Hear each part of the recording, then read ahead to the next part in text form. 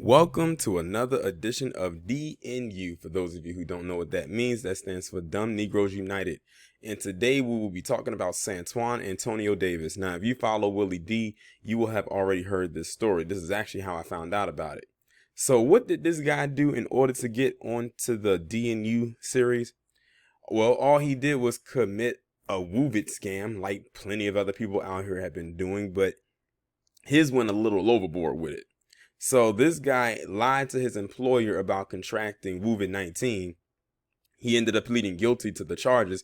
And it turns out he worked for a Fortune 500 company and he cost them hundreds of thousands of dollars in loss of revenue because of his lie.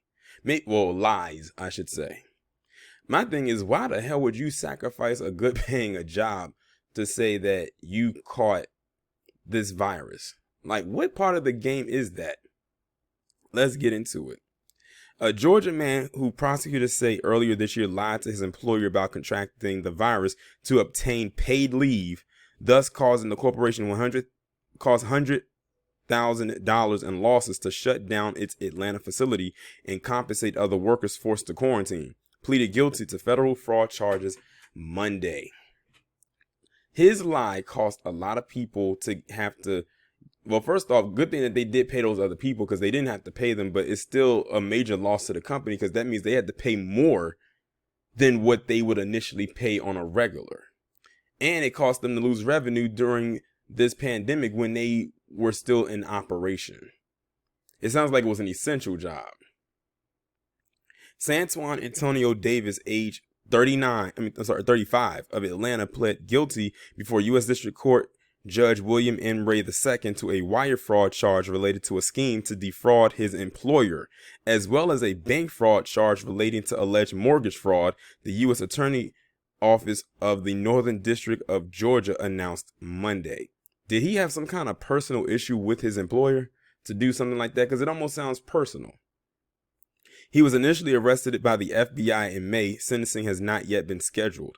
Davis, who worked for a Fortune 500 company with a facility in Atlanta, admitted that he claimed to have contracted COVID-19 and submitted a falsified medical record to his employer, prosecutors said. The name of the company was not listed in court documents. The corporation closed its facility for cleaning and paid its employees during the shutdown, causing a loss of more than $100,000. Several of Davis's co-workers unnecessarily quarantined, authorities said.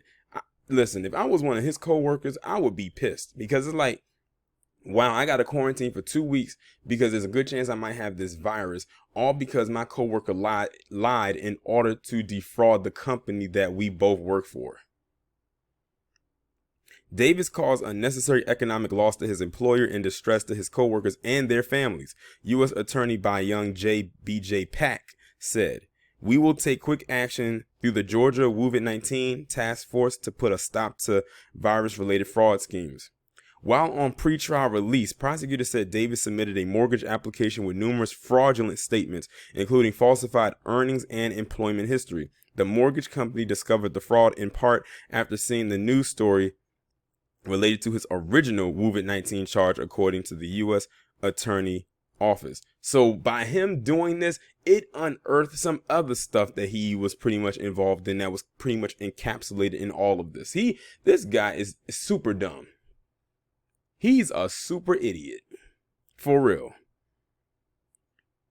If I was to do a DNU awards for top 5 or how many I've done this so far this year, he definitely would be closing in on the top spot just by what I'm reading right here.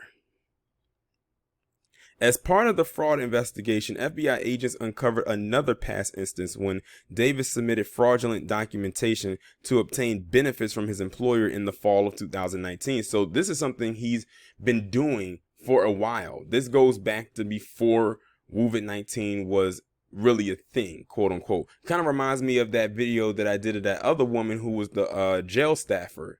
She was doing the same thing, like fraudulent stuff before this even hit. And then when it hit, they decided to escalate it even more.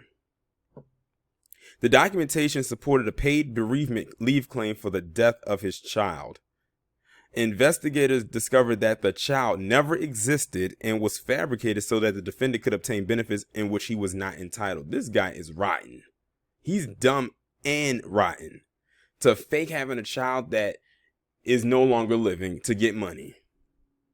Wow. How low can you possibly go? This is just getting worse by the minute.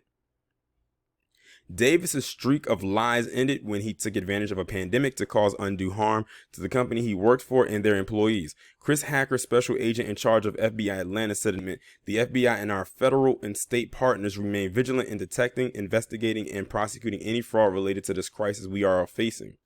The case is being investigated by the FBI with assistance from the U.S. Department of Housing and Urban Development Office of the Inspector General. It comes as a part of Georgia's COVID-19 Fraud Task Force, which aims to better protect criminal fraud arising from the pandemic." Davis has a criminal history that involves alleged theft, criminal trespassing, and property damage. He has served 3 prison stints since 2006, totaling about 18 months in custody, and was last released in February 2019.